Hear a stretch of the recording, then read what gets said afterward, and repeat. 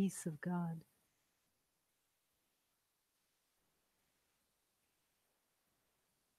To use those words together, peace of God, is to call you to a place that is forever.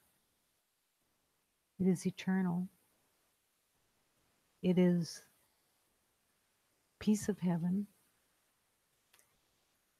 It is the natural state of your being. And the only element that gets in the way is thought, private thought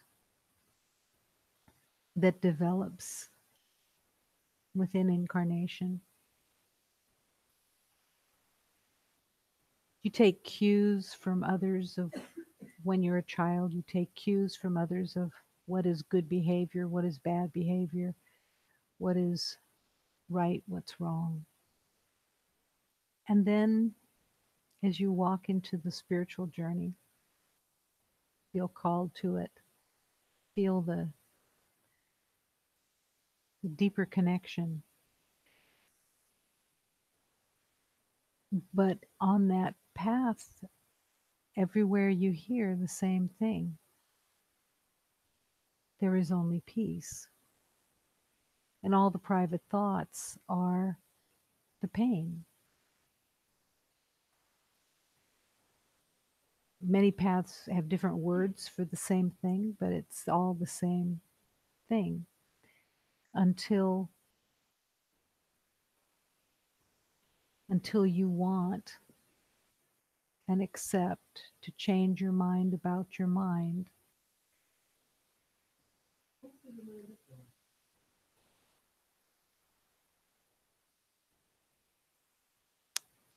Would you go unplug that? Thanks. Just unplug it or something. Oh, okay. Just say shut off. Excuse me.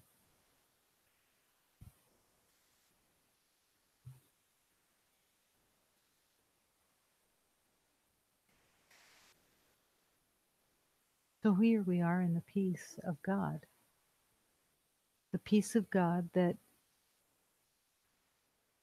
sees no wrongdoing, that sees no problem, that is not at the effect of a seeming disturbance when there is no disturbance. Everything is only for learning. And in this moment, it's the same as every moment. It's here for learning. It's not here to decide it's good or bad. It's not here to think about what has to be done better the next time or because it's disruptive or something like that. It means nothing except the meaning that is given to it from your mind. So, what a perfect opportunity to realize that nothing is happening. If you give it meaning, anything meaning, you make it what you give it to be the meaning. Then it is that for you. And that goes for everything. And it's an amazing realization that you're carrying with you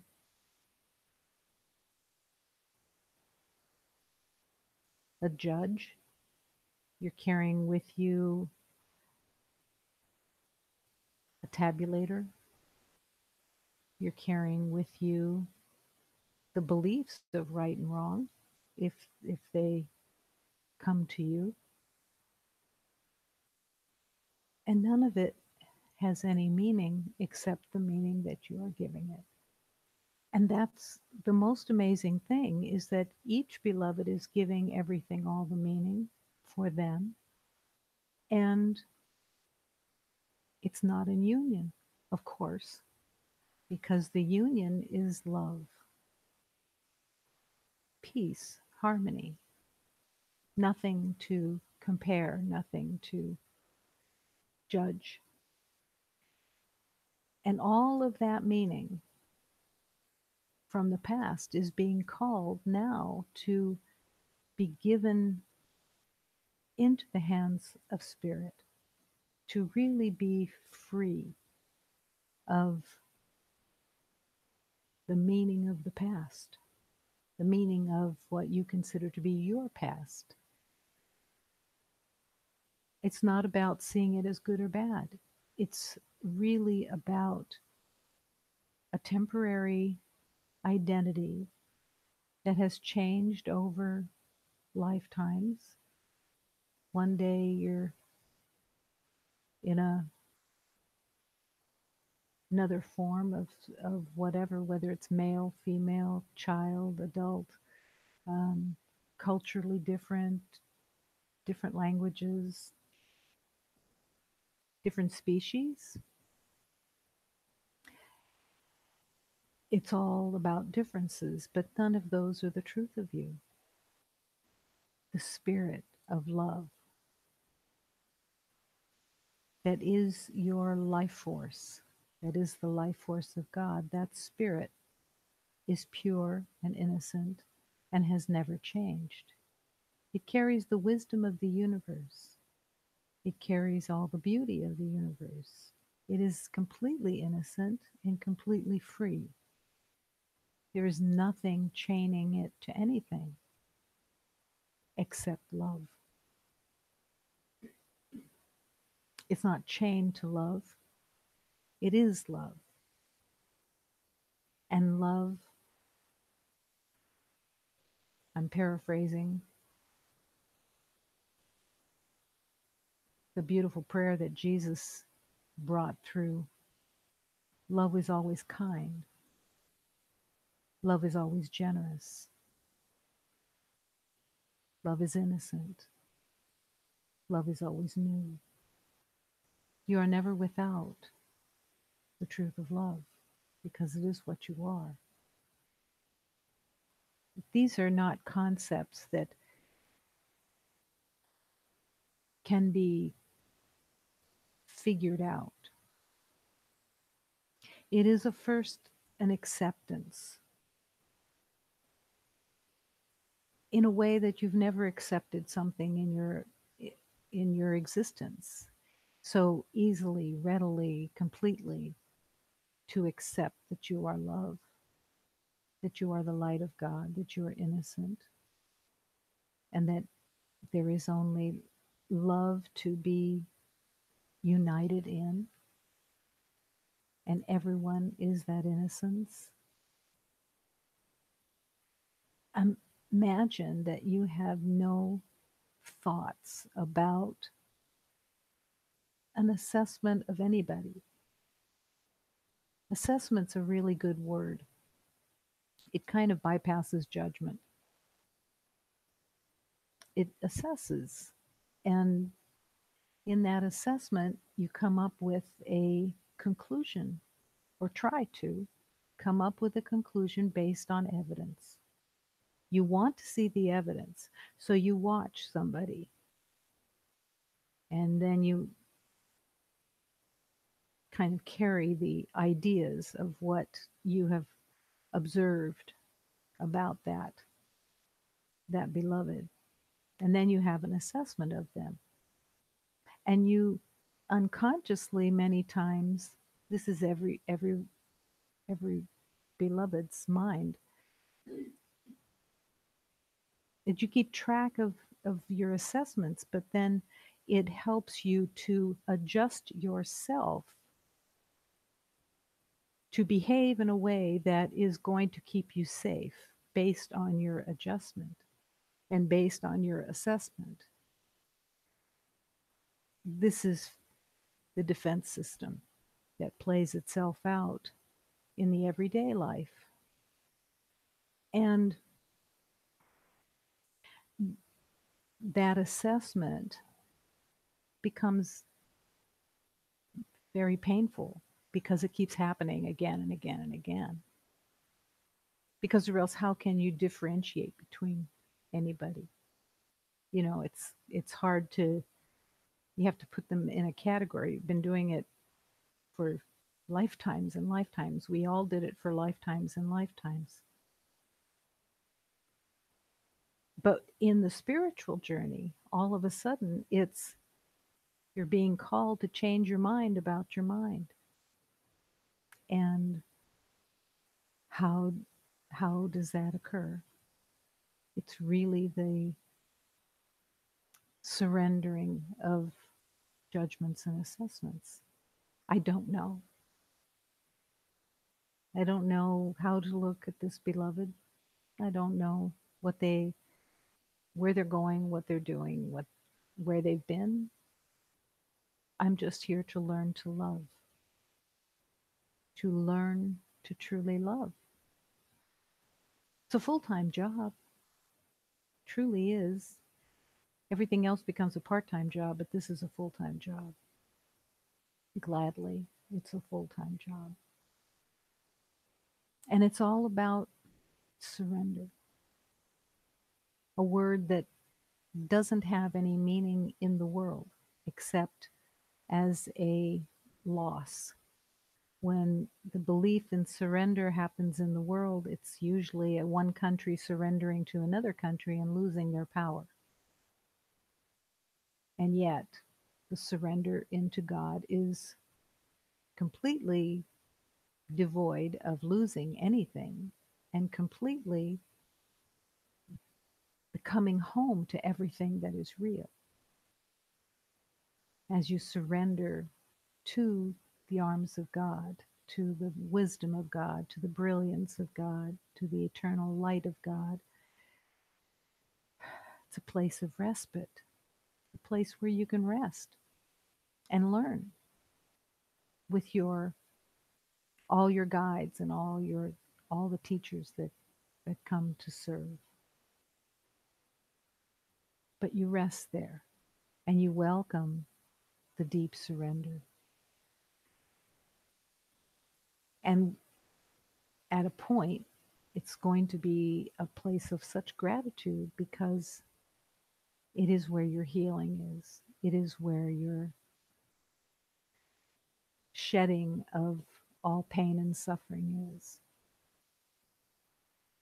All the made up ideas of who you thought you were, who you thought everybody was. And you embrace that divine spirit, the spirit of love.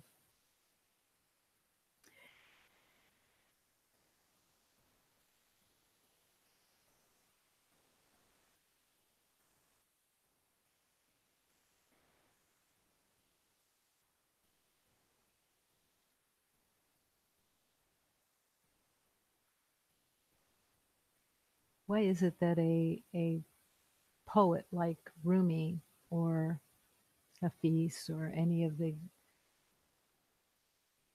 poets that were able to channel, and many who still do, that are able to channel all elements of God through their words, so that humanity has a structure to be able to decipher through words that can help. This is just the poetry of the beloved who's here to be truly helpful. You have two hands, two legs, and two eyes.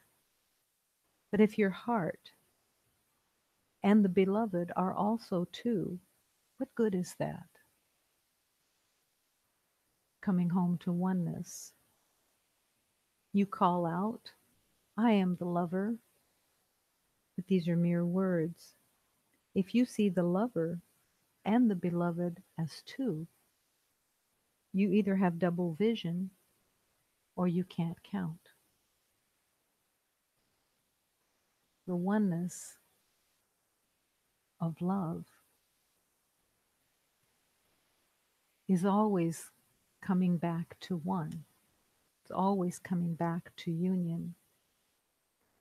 The love is in our union, the union of our heart. And the union of our heart is the garden of love. It is the main direction that you're walking toward, and letting go of all the illusions along the way. Even the illusion of having two hands, two legs, and two eyes. Everything that gets healed eliminates the use that we used to have of two legs, two eyes, two hands. Doesn't matter very much as you incorporate and come into your heart. There's only one heart.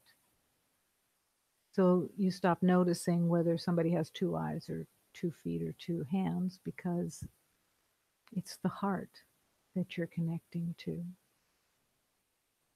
And in that connection, there's nothing to assess. Everyone's heart is one heart, and there truly is nothing to assess in that.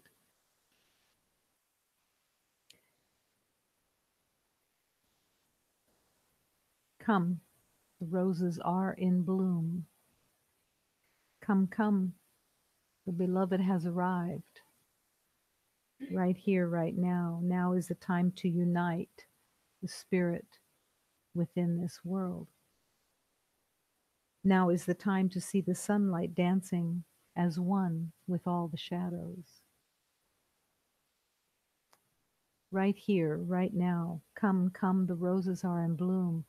The roses are in bloom because the Divine Mother is always here. Always here. Always your guides are at your beck and call. You are never alone. You are never without the guidance that is so essential to healing. One of the hardest elements of transformation is the realization that God does not need your opinions or your direction for your healing. There are little refrigerator magnets all over the place that say things like, leave it to me. I've been in charge since the beginning of time. This is God speaking. And that refrigerator magnet is to keep redirecting. Come back because God is in charge. You don't have to figure out anything. One of the things that the ego really likes to do is to take a situation and gnaw on it and try to figure it out. And the solution is actually giving it to God. You're not really there to figure it out, because you would be trying to figure it out with the emphasis on what you already know. And that is the holy vision that the Holy Spirit is always bringing to you. When you have an aha, it's not because of your mind, it's because the Holy Spirit is bringing you a recognition, an understanding, a light that shines on an element that is there for healing. You're always being held. There is no doubt that you're always being held, but it's the mind that either forgets or resists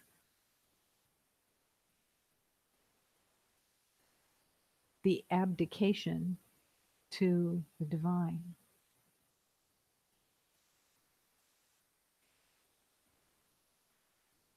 Your heart Its only truth is love. Everything else is where it's protected and defended. But it's calling you to share your heart with every beloved and to see only through the truth of love. Laugh at those faithless men who boast with loud voices, and weep for everyone that you know who has turned away from the truth of God. Not weep as if they are less, but that you want their journey to be as easy as possible.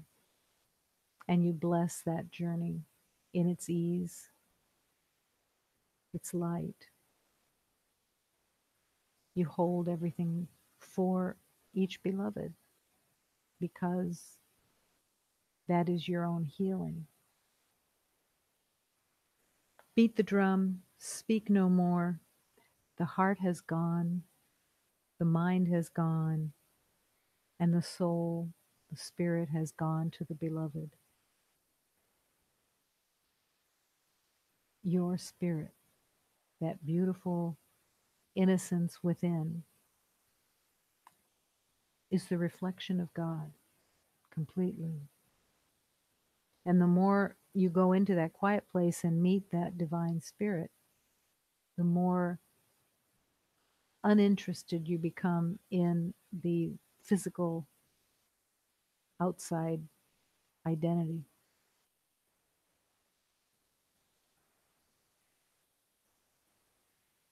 Meet meet that divine spirit within. It is your divine friend. It is the reflection of God. It is pure and innocent, and it's the truth of you in every moment. There was a time when you remembered your spirit. We all did. That's what stirs within us when we get close to remembering and aligning with deeper truth. Every beloved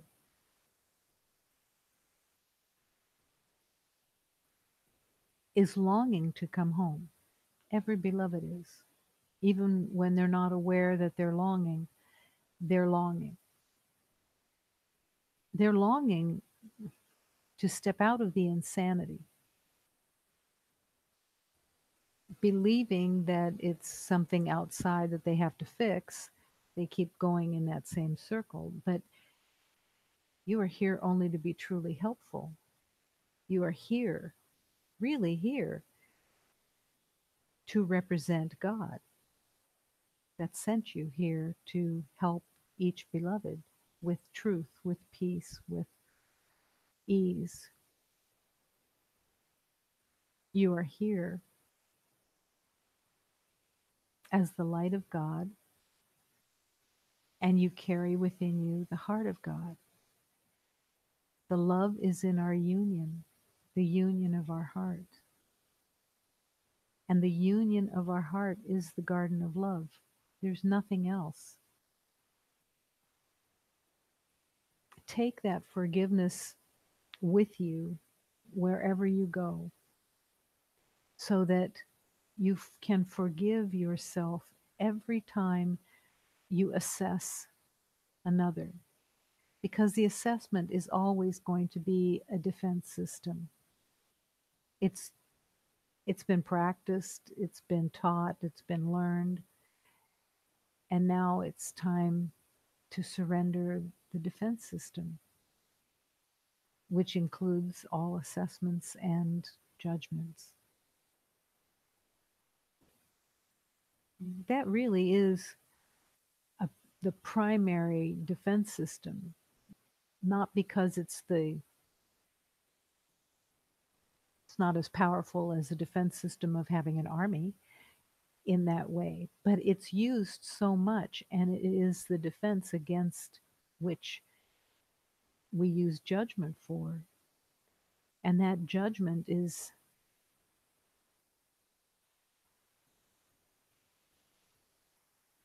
if it's used constantly, it becomes as powerful as an army. To judge another is to be in pain. To judge another is to feel separate and feel a distancing. I don't have to worry about what to say or what to do because love will direct me. Let me align with that every day. I don't have to worry. I can't worry. So there can be no judgment if there is no worry. There's no assessment if there is no worry.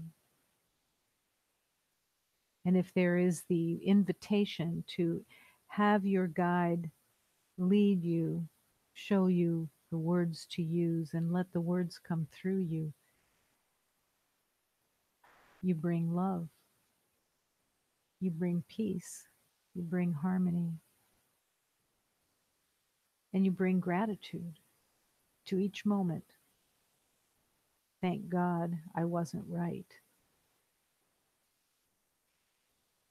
That can be such a powerful gratitude to have recognized that you thought you were right and now you're no longer attached. Thank God I wasn't right. My assessments, my judgments,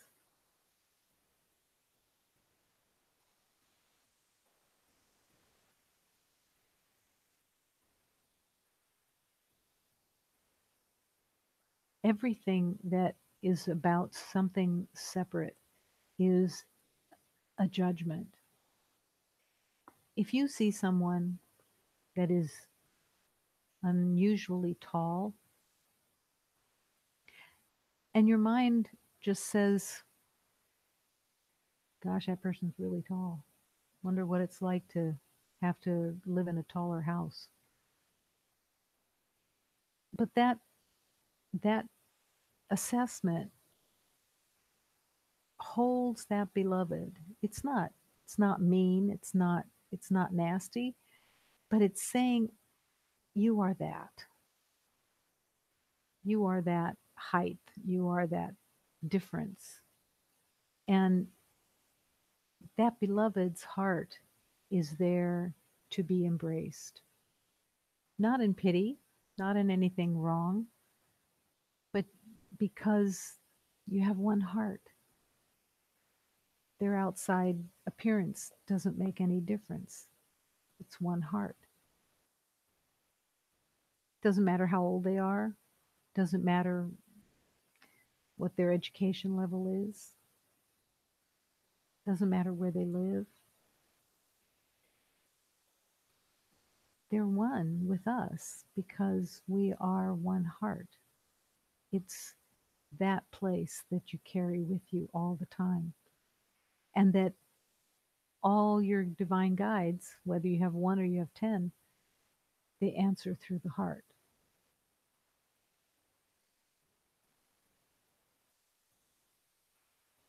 And when you want that guidance, it's always there, always there.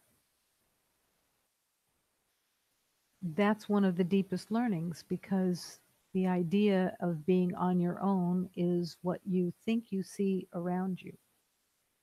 So when you see space between yourself and another body, you actually believe that there is space between you and someone else, and there really isn't. And and your guide is right there with you even though you don't see them. They're always with you.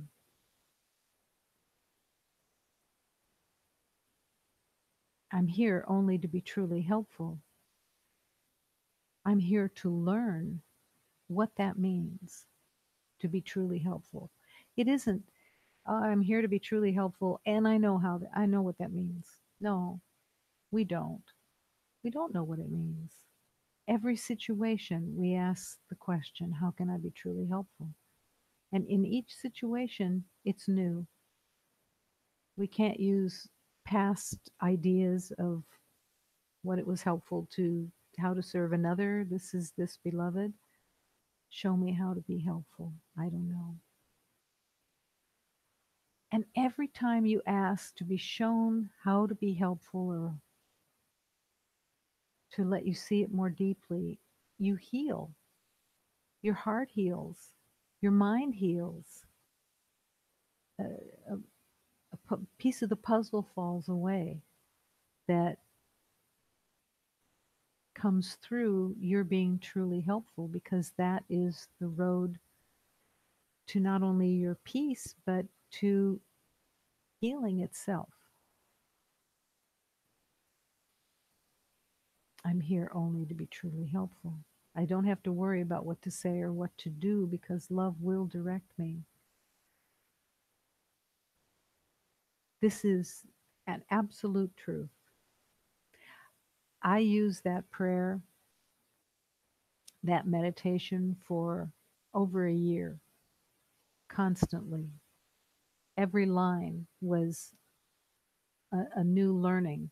I'm here only to be truly helpful. Each word had a specific purpose within that line of words. I'm here only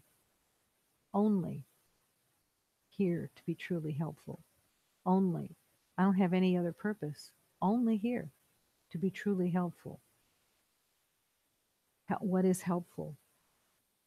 How would I know what is helpful? I don't know what would be helpful for each situation, but I don't have to worry about what to say or what to do because love will direct me. So I'm perfectly guided. It's saying so right in this prayer. I don't have to worry about what to say or what to do because love will direct me. How would that be that love would direct me? In my quiet, in my stillness, in my willingness to be directed, willingness to be directed. What happens to the day when you're moving and doing tasks that you've already put into place and the guidance of love is following you around, waiting for you to hear the prayer, I'm here only to be truly helpful.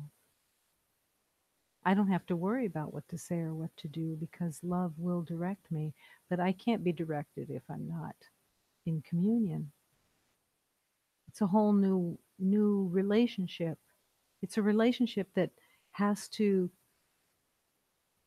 be acknowledged, and it has to be invited, and it has to be appreciated. Not because you have to grovel and say, oh, thank you, thank you, thank you, but because in that appreciation you realize the power of transformation that is in your hands, that you're entering into a relationship with the divine that has been out of your awareness for lifetime after lifetime, and now you're consciously here to be truly helpful, and you're here and you don't have to worry about what to say or what to do because love will direct you, but it needs your cooperation. This is not, God is here to fix things, but I don't have to participate. I can just go along about my business and do what I think I need to do. No, it's the realization that you're here to learn and to serve in love, and God is here to help you through the guides that have been sent to you, because we cannot heal alone. We cannot heal alone. We cannot sit and make conclusions out of our minds and believe that that is healing. It is through the power of love that we heal.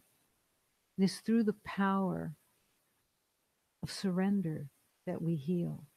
It is through the power of following that we heal. I will step back and let God lead, and I will follow. There's a hymn that says, I will follow, where you lead me, I will go, I will follow.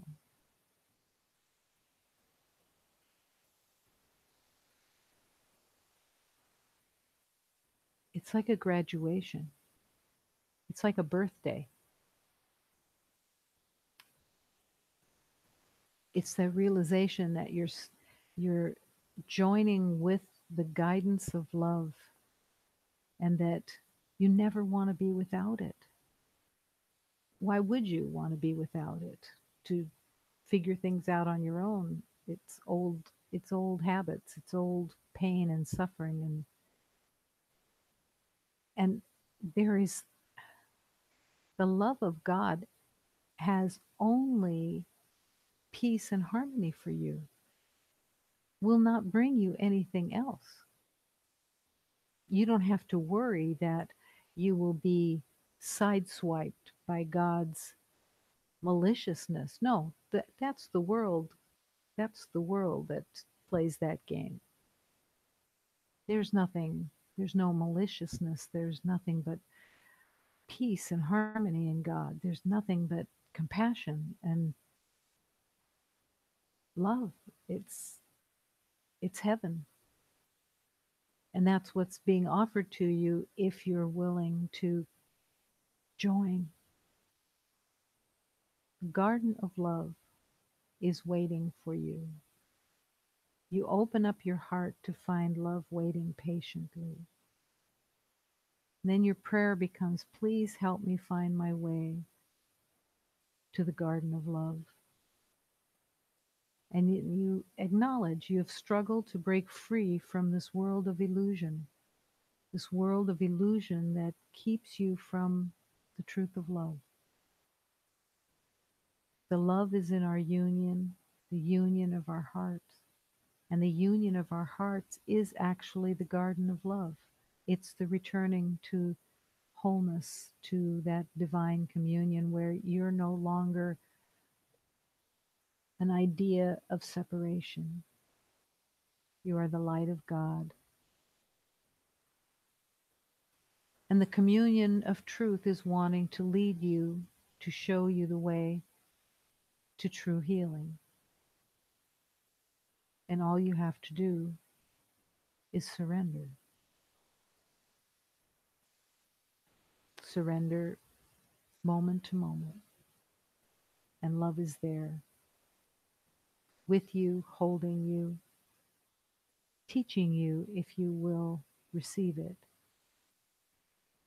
and showing you the way. Always with you. Always one.